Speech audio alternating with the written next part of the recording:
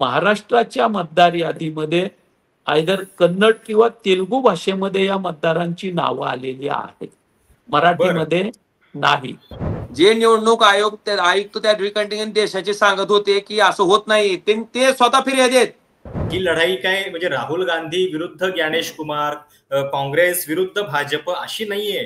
ही जनतेच्या मतासाठीची लढाई. कारण पण आज महाराष्ट्रामध्ये प्रशासन शिल्लक आहे की नाही असा प्रश्न माझ्यासारख्या कार्यकर्त्याला पडतो. इतकी परिस्थिती हाताच्या बाहेर गेलेली आहे. म्हणजे राष्ट्रवादीच्या उमेदवाराची मतं खाण्यासाठी पिपाणीला तुतारी म्हणायचं आणि ते नाव त्या ठिकाणी ठेवायचं.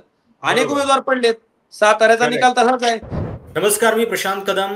केंद्रीय निवडणूक आयुक्तांनी जेव्हा पत्रकार परिषद घेतली तेव्हा त्या पत्रकार परिषदेमध्ये त्यांचे बचावाचे जे मुद्दे होते की या संपूर्ण प्रक्रियेमध्ये आम्ही सातत्यानं राजकीय पक्षांना सोबत घेत असतो, प्रत्येक टप्प्यावरती त्यांना मतदार यादीबद्दलची माहिती देत असतो आणि एक प्रकारे मतदार यादीतले जे घोळ आहेत त्याला आयोग कमी आणि राजकीय पक्ष जास्त जबाबदार आहेत असं कुठंतरी दाखवण्याचा त्यांचा प्रयत्न होता. भारतीय मतदारों के पीछे हम चट्टान की तरह खडे है अशा शब्दामध्ये त्यांनी जणू काही आपल्याला मतदारांची खूप काळजी आहे, त्यांच्या पारदर्शकतेबद्दल, त्यांच्या अधिकाराबद्दल आपण खूप जागरूक आहोत हे देखील त्यांनी दाखवण्याचा प्रयत्न केला. पण प्रत्यक्षातली वस्तुस्थिती काय आहे हे आज मी तुम्हाला महाराष्ट्रातल्या 2 लोकप्रतिनिधींच्या तोंडून ऐकवणार आहे. आणि या दोघांनीही त्यांच्या मतदारसंघामध्ये हे जे घोळ आहेत ते निवडणूक निकालानंतर नव्हे, म्हणजे त्यांनी केवळ आरोप केलेले नाहीयेत, तर त्यांनी या सगळ्या संदर्भातली थेट कागदपत्र, थेट पुरावे हायकोर्टामध्ये निवडणूक आयोगाच्या समोर सादर केलेले होते. पण तरी देखील त्याच्या पुढे काहीही कारवाई झालेली नाहीये. त्यामुळं जेव्हा तुम्ही राजकीय पक्षांवरती आरोप करता तेव्हा जे राजकीय पक्ष, ज्या राजकीय पक्षांचे लोकप्रतिनिधी तुम्हाला या सगळ्या घोळाबद्दल थेट वेळोवेळी माहिती देत होते, त्याचं नेमकं काय झालं हा सुद्धा प्रश्न विचारण्यासारखा आहे. आणि म्हणून आज आपण महाराष्ट्रातल्या 2 लोकप्रतिनिधींशी, माझ्यासोबत आहेत आता पनवेल विधानसभा मतदारसंघातले शेकापचे उमेदवार, माजी विधान परिषद आमदार बाळाराम पाटील आणि सध्या शिवसेना चे खासदार ओमराजे निंबाळकर, ज्यांनी तुळजापूर विधानसभा मतदारसंघातला घोळ उपस्थित केलेला आहे. बाळाराम पाटील साहेब, सगळ्यात पहिल्यांदा तुमच्यापासून सुरुवात करतो. आकडा खूप मोठा आहे, म्हणजे 85,000 जर एका विधानसभा मतदारसंघातला असा घोळ असेल तर साहजिक आहे की त्याच्यामधलं म्हणजे निकाल रिफ्लेक्ट होण्याचं प्रमाण, त्याचे चान्सेस सुद्धा खूप मोठ्या प्रमाणामध्ये वाढतात. काय नेमका हा प्रकार आहे आणि तुम्ही म्हणजे हायकोर्टाचा पण आदेश आलेला होता, त्याच्यानंतर पण पुढे काही नाही झालं, थोडक्यात काय तुमची केस आहे ते सांगा. 188 पनवेल विधानसभा मतदारसंघामध्ये विधानसभेच्या निवडणुकीच्या दरम्यान जे दुबार मतदार नोंदलेले होते त्यांचा आकडा 85,211 इतका मोठा आहे. त्याच्यामध्ये आश्चर्याची गोष्ट म्हणजे पनवेल विधानसभा मतदारसंघामध्ये ज्यांची 2 वेळेला नावं आहेत असे 25,855 मतदार आहेत. पनवेल आणि उरण या दोनही मतदारसंघामध्ये नावं आहेत असे 27,275 मतदार आहेत. पनवेल आणि ऐरोली या 2 मतदारसंघामध्ये नावं आहेत असे 16,096 मतदार आहेत. आणि पनवेल आणि बेलापूर या मतदारसंघामध्ये नावं असलेले 15,397 मतदार आहेत. 588 मतदार असे आहेत की कुठेतरी 000, 999 असे पत्ते टाकून ते रजिस्टर्ड केलेले आहेत. आणि अतिशय कळस आहे, महाराष्ट्राच्या मतदार यादीमध्ये आयदर कन्नड किंवा तेलुगू भाषेमध्ये या मतदारांची नावं आलेली आहेत, मराठीमध्ये नाही. आणि एकूण हा 85,211 मतांचा झोलझाल माझ्या लक्षात आल्यानंतर निवडणुकीसाठी तयारी करत असताना मी ही बाब त्या 188 पनवेल विधानसभा मतदारसंघाचे रिटर्निंग ऑफिसर, निवडणूक निर्णय अधिकारी, SDO पनवेल यांच्या निदर्शनास आणली. ARO तहसीलदार पनवेल यांच्या निदर्शनास आणली. जिल्हा निवडणूक निर्णय अधिकारी तथा जिल्हाधिकाऱ्यांच्या निदर्शनास आणली. महाराष्ट्राचे मुख्य निवडणूक निर्णय अधिकारी आहेत त्यांच्या निदर्शनास आणली आणि मेल करून मी ही माहिती निवडणूक आयोग भारत यांनाही कळवली. पण कुठलाही प्रतिसाद येत नाही हे लक्षात आल्यानंतर मी 10/9/2024 रोजी जे या साऱ्यांकडे तक्रारी दिलेल्या होत्या त्याला कारवाई होत नाही म्हणून शेवटी 1/10/24 मुंबई हायकोर्टात धाव घेतली. 7 तारखेला मुंबई हायकोर्टानं त्याची सुनावणी घेतली आणि 11/10 मुंबई हायकोर्टानं आदेश दिले की हे सारं प्रकरण गंभीर आहे. आपण बरं. 188 पनवेल विधानसभा मतदारसंघातून ही 85,211 नावं तात्काळ काढून टाका. त्याचा सोक्षमोक्ष त्यासाठी लावावा. 2 काय आहे? आठवड्यांची मुदत कोर्टानं निवडणूक यंत्रणेला दिलेली होती. निकालाची कॉपी मी ARO, RO, जिल्हा निवडणूक निर्णय अधिकारी, पुन्हा महाराष्ट्राचे मुख्य निवडणूक निर्णय अधिकारी, इलेक्शन कमिशन यांना सगळ्यांना दिल्या. पण त्याच्यावर हा निकाल जो आहे हालचाल- हायकोर्टाचा निकाल म्हणजे विधानसभा निवडणुकीच्या निकालाच्या आधीच आलेला होता. तुम्ही जी तारीख आधी सांगता आलेला त्याची. होता. त्यांनी आदेश त्याच्या दिले आधी- होते की ह्या मतदार यादीतून ही नावं वगळून आपण रिपोर्ट करा 15 दिवसाच्या आत, 2 आठवड्याच्या आत. हम्म, पण हम्म. त्याची कुठलीच दखल घेतली नाही. मी अर्ज केले, दखल नाही. हायकोर्टानं निकाल दिला, कार्यवाही नाही. उलट पक्षी त्याच्यामध्ये वेळकाढूपणा निवडणूक निर्णय अधिकाऱ्यांनी केला, मार्गदर्शन घेतो, हे करतो वगैरे. आणि काहीतरी औरंगाबाद हायकोर्टाचा एक निकाल आला होता, त्याचा आधार घेत ही नावं शेवटी राहिली. नावं राहिल्यानंतर निवडणूक होत असताना मी त्यांना जाऊन समक्ष भेटलो की निदान पनवेल टू पनवेल 25,000 नावं जी दुबार आहेत त्यांचं मतदान होणार नाही पनवेलमध्ये डबल, एवढी तरी काळजी घ्या. पण बरं. त्याही बाबतीत त्यांनी काही केलं नाही आणि शेवटी मतदानाच्या दरम्यान 11,600 लोकांनी पनवेल विधानसभा क्षेत्रामध्ये 2 वेळेला मतदान केलेलं आहे. अजूनही मी फॉर्म 17C प्रतीक्षेत आहे. उरणमध्ये किती लोकांनी केलंय पनवेल उरण असं डबल माहिती नाही. बरं. ऐरोली आणि पनवेलमध्ये किती लोकांनी केलंय माहिती नाही. बेलापूरमध्ये किती लोकांनी केलंय माहिती नाही. आणि पनवेलचेही काही 17C फॉर्म ज्या आमच्या पोलिंग एजंटने दिलेले आहेत त्याची माहिती बरं. मी काही खराब झाले किंवा कन्सोलिडेट करू शकलो नाही. माझ्या अंदाजे हा आकडा 20,000 पर्यंत जाईल अशी परिस्थिती आहे. बरं. म्हणजे किती धक्कादायक की म्हणजे नावं आहेत आणि सोबतच इतक्या मोठ्या संख्येनं लोकांनी दुबार मतदान केल्याचा सुद्धा तुम्ही आरोप करताय. तुम्हाला हे सगळं करण्यासाठी जो संघर्ष हे करावा आरोप लागला नाही, वस्तुस्थिती मी निदर्शनास आणली, आरोप नाही. कारण ह्या बरोबर. मतदारांचे फोटो मॅच होत होते, IRC नंबर मॅच होत होते, त्याची सॉफ्ट कॉपी, त्याची बरोबर. हार्ड कॉपी ज्या अधिकाऱ्यांचा मी उल्लेख केला त्या सर्व अधिकाऱ्यांना दिलेले होते. बरोबर. कोर्टानं ही माहिती मिळाल्यानंतर त्याची दखल घेत निकाल दिला. पण अंमलबजावणी करणाऱ्याने या यंत्रणेनं मात्र ढेम मारली नाही अशी परिस्थिती आहे. फारच म्हणजे गंभीर बाब आहे. या सगळ्यामध्ये ही सगळी कागदपत्र मिळवताना तुम्हाला जो संघर्ष करावा लागला असेल त्याची तर आपण कल्पना करू शकतो. त्याच्याबद्दल मला तुम्हाला विचारायचं आहेच. पण त्याच्या आधी तुळजापूरकडे जाऊयात की तिथं नेमकं काय झालेलं होतं. खासदार ओमराजे आता सोबत आहेत आपल्या. खासदार साहेब, 17 ऑक्टोबरला तुम्ही ही तक्रार केलेली होती की 6,000 पेक्षा जास्त लोकांची नावं बोगस आहेत आणि त्या प्रकरणी गुन्हा नोंद सुद्धा झालेला होता. नाही प्रशांतजी, मला थोडस दुरुस्त करायचंय. बरं. त्याच्यामध्ये काय झालंय, 241 तुळजापूर विधानसभा मतदारसंघ, बरं. लोकसभेच्या निवडणुका झाल्याच्या नंतर विधानसभेच्या निवडणुका होण्याच्या पूर्वी त्या ठिकाणी मतदान नोंदणीसाठी जे अर्ज त्या ठिकाणी ऑनलाईन पद्धतीनं भरण्यात येत होते, त्याच्यामध्ये काही लोक एका मोबाईलच्या माध्यमातून जवळपास 5 फॉर्म भरता येतात. बरं.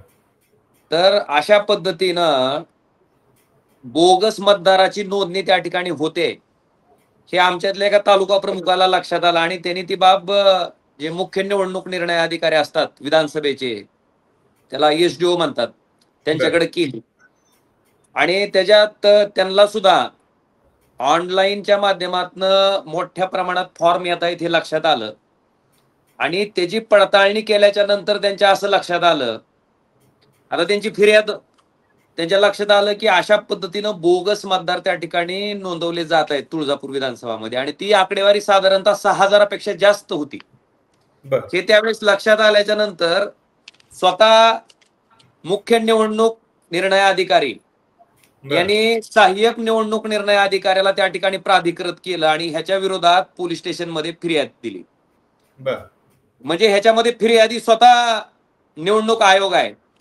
तुम्हाला ती फिर्याद मी थोडीशी वाचून दाखवतो, दाखवा ना. आपल्याला लक्षात येईल की दिनांक 2/10/2024 रोजी 1000 ते 16/10/2024 रोजी पावेतोस तहसील कार्यालय तुळजापूर येथे तुळजापूर विधानसभा मतदारसंघातील नवीन मतदार यादीमध्ये नाव नोंदणीसाठी येणारे ऑनलाईन अर्जाचे प्रमाण अचानक वाढल्याचे निदर्शनास आल्याने ऑनलाईन आलेल्या अर्जाची व्यवस्थित पडताळणी केली असता त्यामध्ये अनेक अर्जदार यांच्या अर्जासोबत जोडलेल्या आधार कार्डमध्ये नामांकन क्रम हा सारखाच आढळून आल्याचे दिसले. तसेच आधार कार्डवर डिजिटल सहीमध्ये दिनांक व वेळ एक समान असल्याचे आढळून आले आहे. आधार कार्डवरील फोटो सारखेच असून त्यावरील व्यक्तीचे नावे वेगवेगळे असल्याचे निदर्शनास आले आहे. त्याचप्रमाणे मतदान केंद्रस्तरीय अधिकारी BLO यांनी खालील व्यक्तीची पडताळणी केली असता त्या व्यक्ती अर्जात नमूद केलेल्या पत्त्यावर आढळून न आल्यामुळे त्याचा अर्ज नामंजूर करावा म्हणून ऑनलाईन सहाय्यक मतदार नोंदणी अधिकारी EAERO यांच्याकडे पाठवले आहेत. त्यावरून असे निदर्शनास आले की नमूद मोबाईल धारकांनी बनावट मतदार म्हणून मतदार यादीमध्ये नाव समाविष्ट करण्यासाठी बनावट आधार कार्ड बनवून भारतीय निवडणूक आयोगाचे वोटर हेल्पलाईन ऍप नावाचे मोबाईल ऍपद्वारे लॉग इन करून ऑनलाईन बनावट कागदपत्र सादर करून भारत निवडणूक आयोगाची फसवणूक केली आहे. निवडणुकीमध्ये तोताईगिरी करण्याचा प्रयत्न केला आहे. ज्या मोबाईल धारकाने बनावट मतदार म्हणून मतदार यादीमध्ये नाव समाविष्ट करण्याचा प्रयत्न केला आहे त्या मोबाईल धारकाचे मोबाईल क्रमांक व सादर केलेल्या अर्जाची नावे खालील प्रमाणे आहेत. इथं जवळपास पहिलं नाव आहे त्याच्यातलं रेश्मा धीरज वैंजने, राहणार 254 हांगरगा नळदुर्ग तालुका तुळजापूर जिल्हा धाराशिव. त्यांचा मोबाईल नंबर पण 9167110852. अशाच पद्धतीनं ह्या अर्जामध्ये जवळपास आपण जर बघितलं तर 40 मोबाईल नंबर आणि त्याच्यात बोगस पद्धतीनं नावं समाविष्ट करण्यासाठी झालेल्या लोकांची नावं दिलीत. आता ही तक्रार जी आहे, ही फिर्याद जी आहे ती स्वतः निवडणूक निर्णय अधिकाऱ्यांनी दिली आहे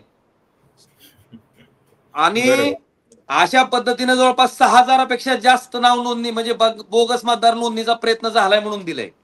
आता मला तुम्हाला विचारायचंय, ह्याच्यात फिर्यादी निवडणूक आयोगच आहे स्वतः आणि आता ही फिर्याद जी दिली आहे तिची तारीख आहे 17/10/2024. बरोबर. हो हो. ही FIR ची कॉपी आहे. हो हो. ही पोलीस स्टेशनला नोंदवली गेली आहे ती. आता मला सांगा, मोबाईल नंबर दिलेत, आपलं डिजिटल आहे सगळं, आता डिजिटल इंडियाकडे वाटचाल चालू आहे आपली.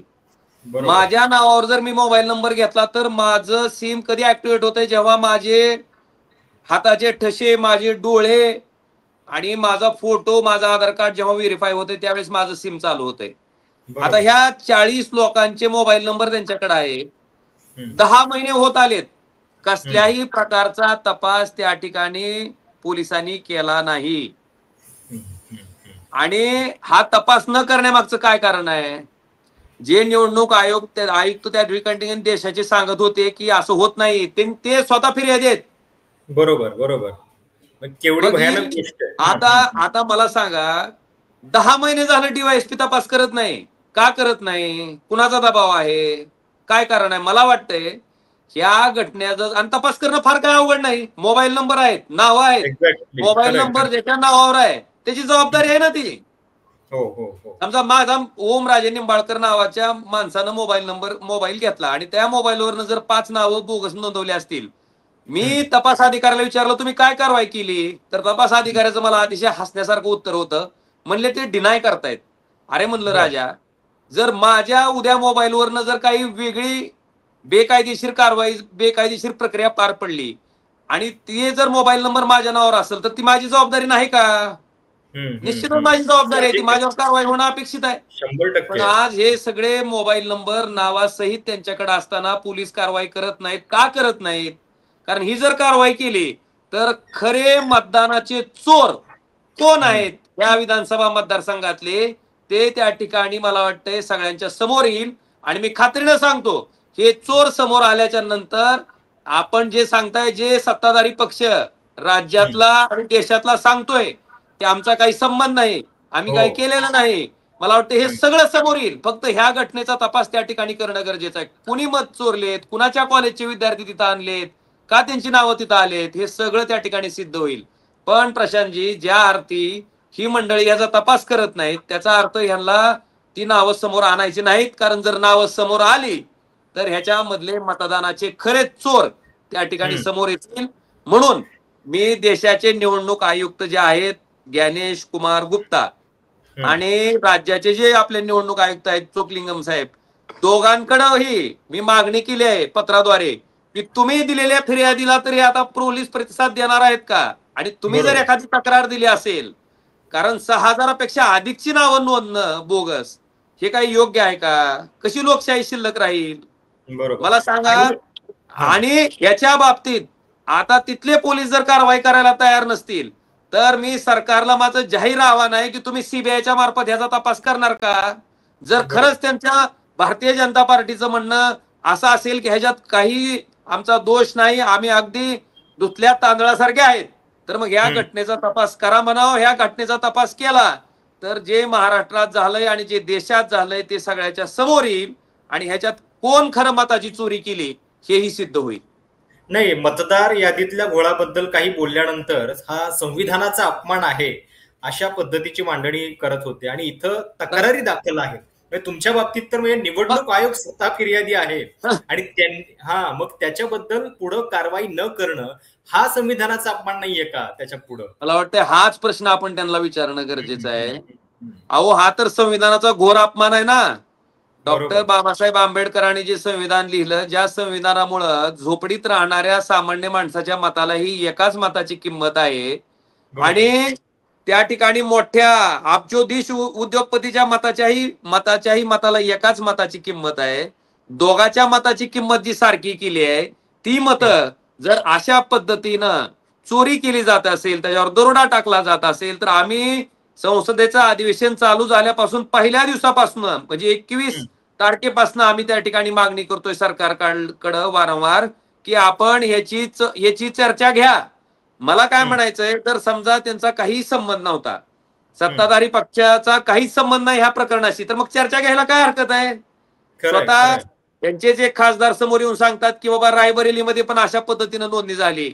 मग माझं काय म्हणणं आहे, खरंच चूक जर केली असेल त्या पक्षाच्या नेत्यांनी रायबरेलीमध्ये, जर त्या ठिकाणी राहुल गांधींनी तशी काही चूक केली असेल तर तेही त्यांना सांगता आलं असतं त्या चर्चेच्या दरम्यान. आणि ह्या चर्चेचा सार असा झाला असता की निवडणूक आयोग जे मतदार नोंदणी प्रक्रिया राबवतोय त्याच्यामध्ये फार मोठ्या त्रुटी आहेत, त्या त्रुटी समोर आल्या असत्या आणि कोण मताची चोरी करतंय, कोण मतावर दरोडा घालतंय हेही समोर आलं असतं. मला वाटतं 2 दिवस चर्चा चालली असते आणि अधिवेशन अतिशय चांगल्या पद्धतीने झालं असतं. पण पूर्ण महिनाभर झालेल्या अधिवेशनामध्ये सरकारनं जी चर्चा 2 दिवसात संपवून त्या ठिकाणी पुढच्या म्हणजे ऑनलाईन गेमिंग सारखे जे ऍप आहेत त्याच्यावर अतिशय महत्वाचे कायदे आले होते, त्याच्यावर चर्चा करता आली असती, ती काही केली नाही. मला वाटते ह्याच्यापेक्षा मोठा संविधानाचा अपमान कुठलाही असू शकत नाही. हा कुठल्या पार्टीचा प्रश्न नाही प्रशांतजी, हा कुठल्या राजकीय पक्षाचा प्रश्न नाही, हा प्रश्न आहे सामान्य माणसाच्या मताचा. आता मला सांगा, सामान्य माणसाच्या हातात आहेच काय शेवटी? जर तो मताचा अधिकार सुद्धा जर अशा पद्धतीनं दरोडा टाकून जर काढून घेण्यात येत असेल, बोगस नावं लावून माणसं जिवंत असताना ती मेलीत म्हणून त्यांची नावं जर कापली जात असतील तर कुठं लोकशाही जिवंत राहिली? मला वाटतं हा प्रश्न आहे. आणि म्हणून सामान्य माणसानं ह्याच्यात अतिशय आक्रमक होणं गरजेचं आहे. सामान्य माणसानं समजून घेणं गरजेचं आहे की म्हातारी मेल्याचं दुःख नाही, पण काळ सोकवता कामा नये. हा काळ सोकवायला लागलाय आणि ज्या मताची भीती आम्हा राजकीय लोकांना असते, राजकीय पक्षांना असते, ज्याच्यासाठी चांगल्या पद्धतीचं काम करण्यासाठी ते प्रयत्न करत असतात, तोच अधिकार जर राहिला नाही. एकदा जर आम्हाला कळालं की अशा पद्धतीनं बोगस मतं लावायची, योग्य माणसाची मतं कापून टाकायची, मला वाटतंय मग आम्हाला जनतेसाठी काम करण्याची काही गरज राहणार नाही. आणि खऱ्या अर्थानं ही धोका लोकशाहीसाठी आहे, संविधानाला हा धोका आहे. ह्याच्या बाबतीत सामान्य जनतेनं आता जागरूक होणं गरजेचं आहे. नाही, तुम्ही जो आत्ता मुद्दा मांडला तो बरोबर आहे. कारण ही लढाई काय म्हणजे राहुल गांधी विरुद्ध ज्ञानेश कुमार, काँग्रेस विरुद्ध भाजप अशी नाहीये. ही जनतेच्या मतासाठीची लढाई. कारण जो तुम्ही उल्लेख करताय की प्रत्येकाच्या मताला एकाच मताचा अधिकार आहे, मग तो श्रीमंत असो किंवा गरीब असो. या मतचोरीमधून काय होतंय की लोकशाही मधली तुमची जी सर्वात मौल्यवान म्हणजे तुमच्याकडे असलेली बाब आहे, तिचं म्हणजे व्हॅल्यू किंवा तिची पूर्णपणे एक प्रकारे म्हणजे ते मत जे आहे त्याची व्हॅल्यू कमी करण्याचा प्रयत्न या माध्यमातून होतोय. आणि म्हणून नाही प्रशांतजी, मतच चोरलं जाते. व्हॅल्यू कमी नाही, मतच चोरलं जाते. पाटील साहेब, तुमच्या बाबतीत एक निवडणूक आयोगाकडं म्हणजे तुम्ही जेव्हा याद्या मागितल्या होत्या, या सगळ्या चिन्हांकित याद्या, तेव्हा त्याला जे उत्तर आलेलं आहे, मला वाटतं 31 डिसेंबर 2024 हे उत्तर आहे. आणि आरटीआय अंतर्गत त्याला जे त्यांनी रिप्लाय दिलाय त्याच्यामध्ये असं म्हटलंय की सदर अर्जामध्ये आपण मागणी केलेल्या चिन्हांकित याद्या विधानसभा निकाल जाहीर झाल्यापासून सीलबंद करून स्ट्रॉंग रूम मध्ये ठेवले आलेल्या आहेत, तरी सद्यस्थितीमध्ये आपण मागितलेली माहिती पुरवता येत नाही. म्हणजे असा काय प्रॉब्लेम आहे की ज्या ठिकाणी तुम्ही थेटपणे सांगताय की इथं घोळ आहे, त्याच्याबद्दल हायकोर्टाचा आदेश उपलब्ध आहे, तुम्हाला 2 आठवड्यांची मुदत दिलेली आहे, याच्यानंतर सुद्धा इतक्या धादांतपणे हे कारण कसं काय दिलं जाऊ शकतं आणि तुम्हाला ती यादी का उपलब्ध करून दिली जात नाही? हे आपण बघायला गेलं तर सरळ सरळ सत्ताधारी आणि प्रशासन यांचं षडयंत्र आहे. आणि आपण कितीही जरी बोंबलत असले मुख्य निवडणूक आयुक्त, तरीही महाराष्ट्राच्या विधानसभेच्या निवडणुकीमध्ये मतांची चोरी झालेली आहे, हे वास्तव आहे. आम्ही मंडळींनी हे म्हणजे पुराव्यानिशी सिद्ध केलेला आहे. आणि याच्यातला सगळ्यात मोठा घोटाळा पनवेल विधानसभा मतदारसंघात झालेला आहे. अधिकारी कुठल्याही गोष्टीवर कारवाई करायला तयार नाहीत. माझी या ठिकाणी स्पष्टपणानं पुढची पावलं अशी आहेत की माझे कायदेविषयक सल्लागार ॲडव्होकेट CG गावणेकर जे आहेत त्यांच्याशी मी 2 दिवसात बोलून घेतो. आम्ही अर्ज देतो, या बाबतीत आपण काय कारवाई केली त्याची माहिती द्या, किंवा आम्हाला जे करस्पॉन्डन्स केलं त्याच्या बाबतीत काय झालं त्याचा. आणि जर सकारात्मक आलं नाही तर निश्चितपणानं कंटेम्प्ट ऑफ कोर्टसाठी पुढची पावलं टाकून, कारण शेवटी हेच प्रकार ह्याच प्रशासकीय अधिकाऱ्यांच्या माध्यमातून स्थानिक स्वराज्य संस्थांच्या निवडणुकांमध्ये देखील होणार आहेत. आणि मग पुन्हा निकाल जे विधानसभेला आले तसेच येतील अशी परिस्थिती आहे. आपण जर बघितलं तर ह्या साऱ्या प्रकरणामध्ये फोटो मॅच होत आहेत, डॉक्युमेंट सगळे मॅच होत आहेत. आम्ही एकाखाली एक अशा पद्धतीनं यांना नंबर टाकून दिलेत, कुठल्या बुथला कोण आहे, अशा पद्धतीनं फोटो त्या ठिकाणी मतदान ज्यांनी केलंय त्यांचे आता हे केलेले आहेत. त्यापूर्वी प्रायव्हसीचं उल्लंघन होईल निवडणूक हे आयोगाच्या सारं मतानुसार. केल्यानंतर ही कार्यवाही होत नसेल तर मला वाटतं हे जे अधिकारी आहेत, सहाय्यक निवडणूक निर्णय अधिकारी म्हणून तहसीलदार असतात, निवडणूक निर्णय अधिकारी विधानसभेला SDO असतो, जिल्हा निवडणूक निर्णय अधिकारी त्या ठिकाणी जिल्हाधिकारी असतात.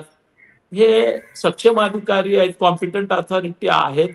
यांच्यावर जबाबदारी फिक्स करून यांच्यावर कारवाई व्यक्तिगतरित्या झाली पाहिजे.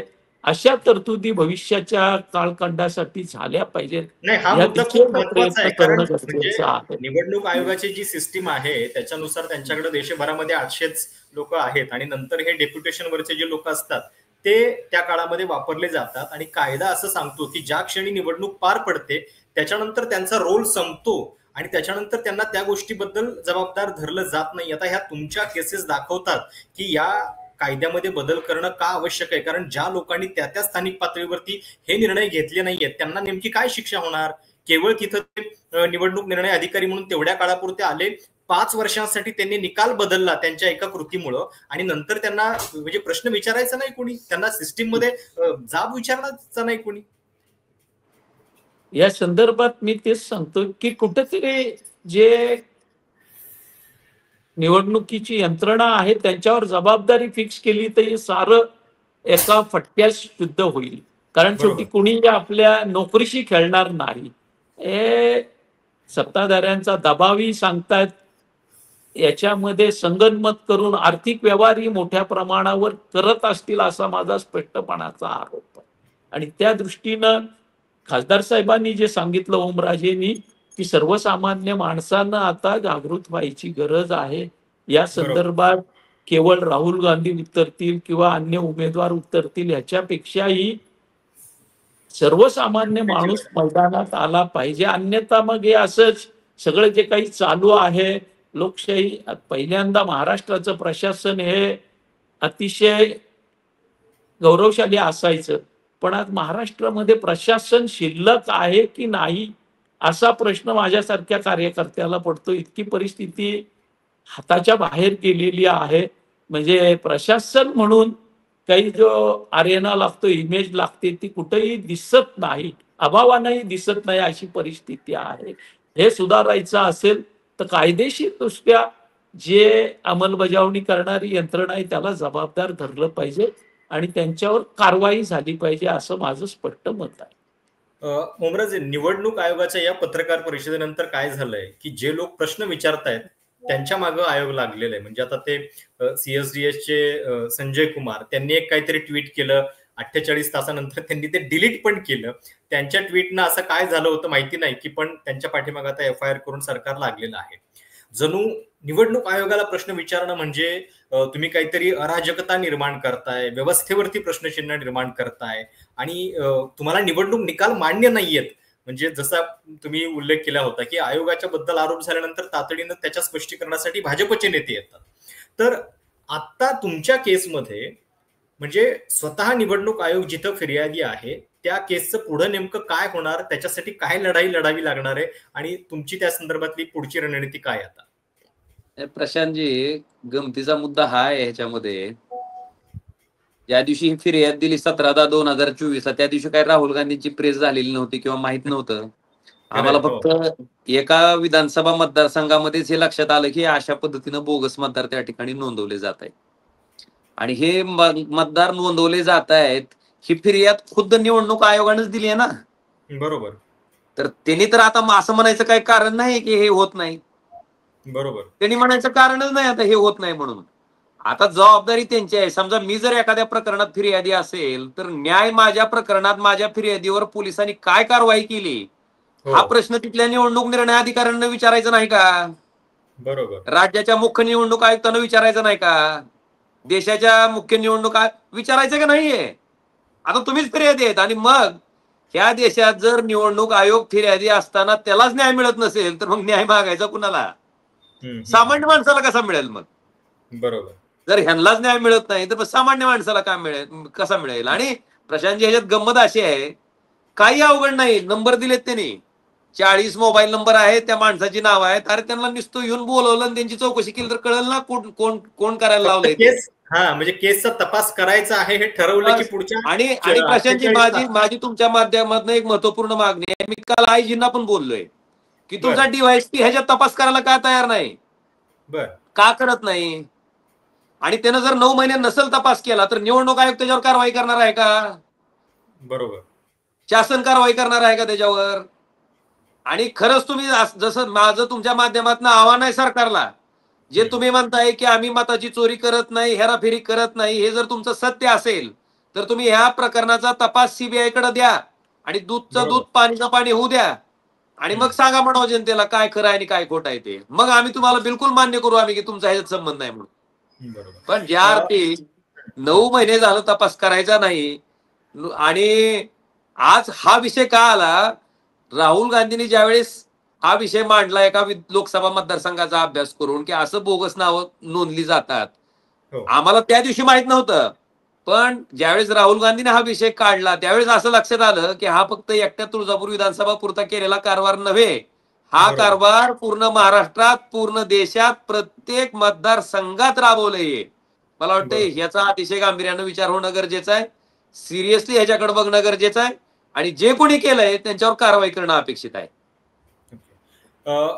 पाटील साहेब, पनवेल मधला जो तुम्ही सांगितला प्रकार, त्याच्यामधलं म्हणजे एकूण निकालामधलं जर प्रमाण बघितलं, म्हणजे जर तुमच्या आकडेवारीनुसार 85,000 एका मतदारसंघामध्ये असतील, तर हे सगळं म्हणजे तुम्हाला ते शोधायला काय नेमके कष्ट करावे लागले आणि काय पद्धतीची यंत्रणा तुम्ही तिथं राबवलेली होती? या संदर्भात काम करत असताना, निवडणुकीची तयारी करत असताना, आमचं शेतकरी कामगार पक्षाचे कार्यकर्ते हे बिनीचे कार्यकर्ते आहेत.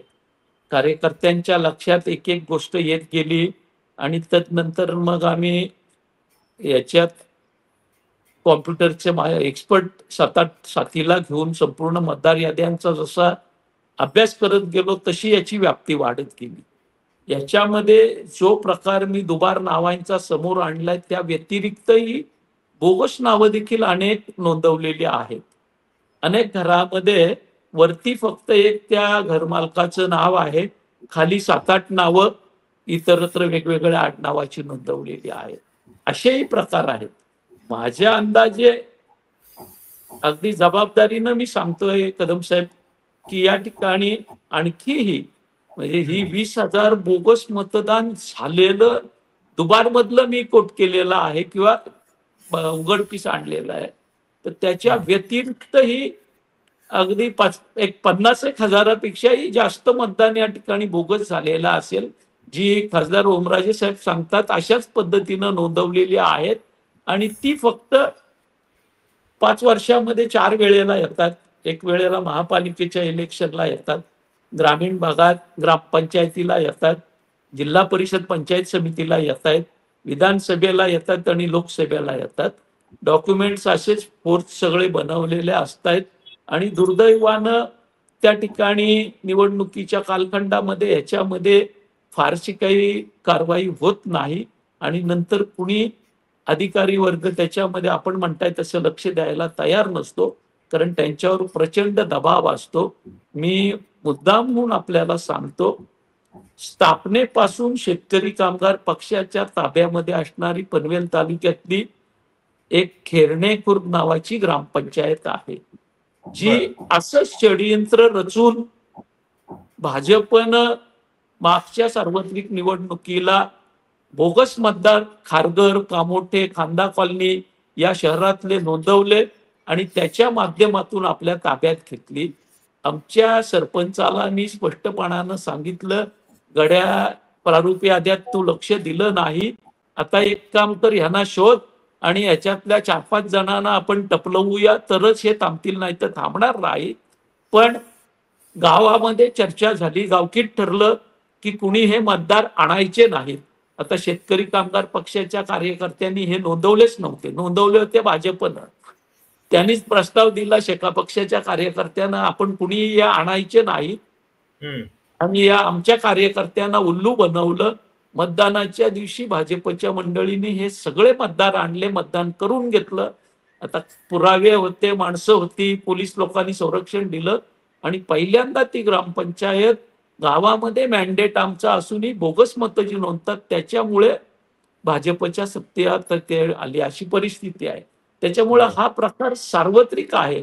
विधानसभेला तर आहेच आहे, पण साऱ्या छोट्या छोट्या निवडणुकींना देखील तो मोठ्या प्रमाणात सत्ताधाऱ्यांकडून केला जातोय, अशी परिस्थिती आहे.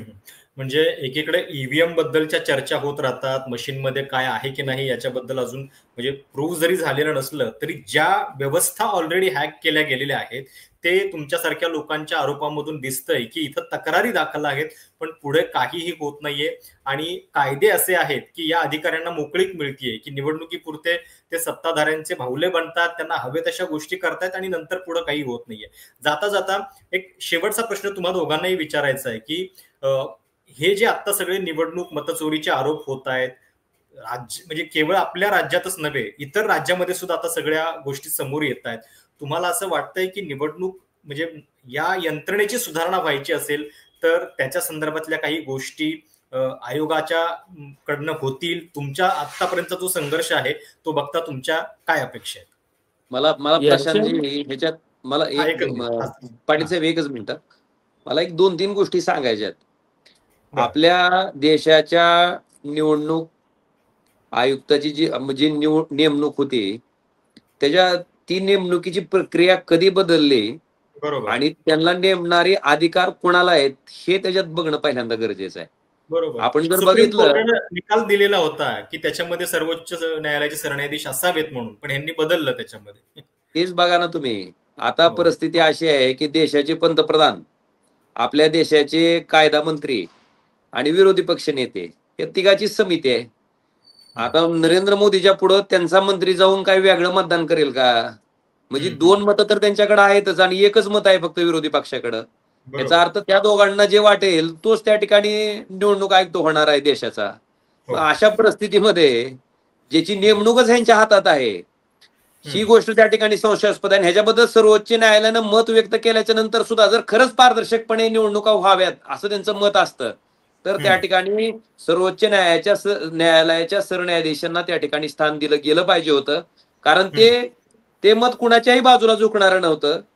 ते मत आणि पंतप्रधान आणि विरोधी पक्षनेता अशी जर ती सिस्टीम असती तर निश्चितपणे मला वाटतंय या ठिकाणी TN शेषन सारखे साहेबासारखे निवडणूक आयुक्त आपल्याला बघायला मिळाले असते. ही पहिली प्रक्रिया.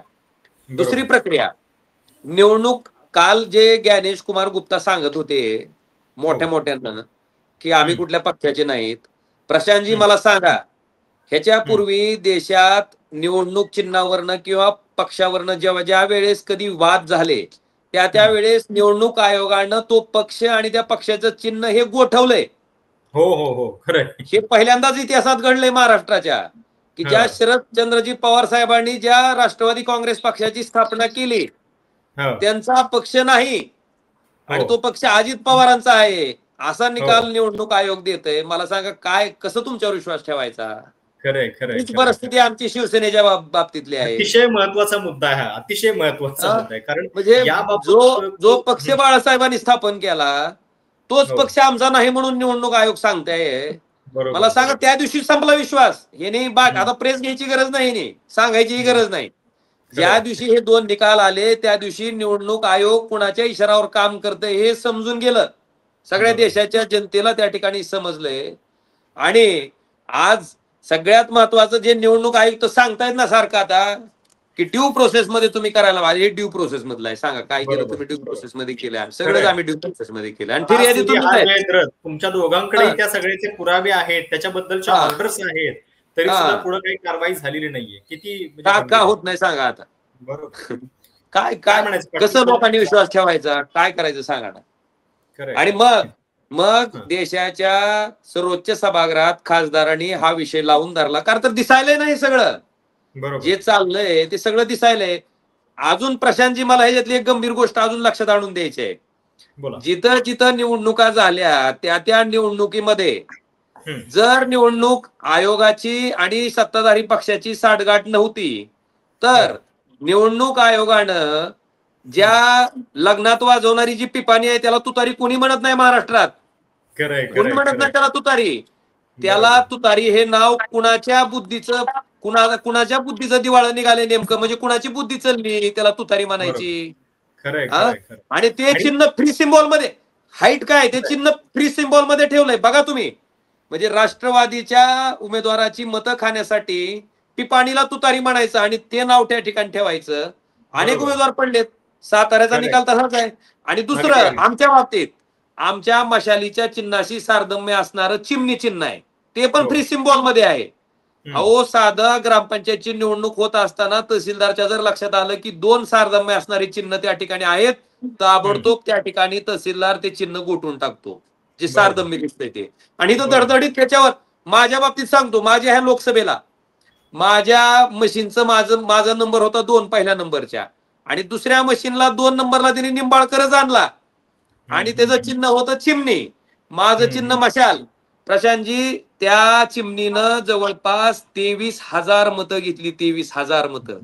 त्याच्या वरच्या उमेदवाराला 400 मतं आहेत, खालच्या उमेदवाराला 300 मतं आहेत आणि ह्या पट्ट्यानं 23,000 मतं घेतली. आता मला सांगा, ती माझी निवडणूक समजा 3.5 लाखाच्या फरकाची होती म्हणून मी वाचलो. जर माझी निवडणूक 20,000 किंवा 23,000 मताच्या फरकातली असती तर निकाल बदलला असता. किती म्हणजे का- गंभीर गोष्ट आहे. आणि मला वाटतं निवडणूक जिंकण्याचे 100 षडयंत्र अशा पद्धतीने ही सगळी यंत्रणा काम करते आहे. तर आपण बघतोय की म्हणजे लोकसभा निवडणुकीच्या निकालाला जवळपास 1.5 वर्ष होत आलेलं आहे. महाराष्ट्राच्या निकालाला पण आता 1 वर्ष पूर्ण होईल, पण तरी सुद्धा हे प्रश्न मिटलेले नाहीयेत. तुमच्या तक्रारींवरती अजून पुढे काही कारवाई झालेली नाहीये. काय तुमची शेवटची या सगळ्याबद्दलची कमेंट आहे आणि पुढं नेमकं काय? या संदर्भात मी मगाशी म्हटलं होतं की आपण किती गप्पा मारल्या, निवडणूक आयोग स्वायत्त आहे, तरी ती स्वायत्तता दिसत नाहीये. महाराष्ट्राचं प्रशासन हे महाराष्ट्राचं राहिलं नाही, अशी परिस्थिती आहे. हे सारं टाळायचं असेल आणि जगातली ही सर्वात मोठी लोकशाही आपल्याला जिवंत ठेवायची असेल, वाचवायची असेल, तर जी यंत्रणा आहे, इलेक्शन मशिनरी आहे, निवडणूक यंत्रणा आहे, त्याच्यावर व्यक्तिगत जबाबदारी फिक्स करून उद्या चुका झाल्या तर या संबंधित सो-कॉल्ड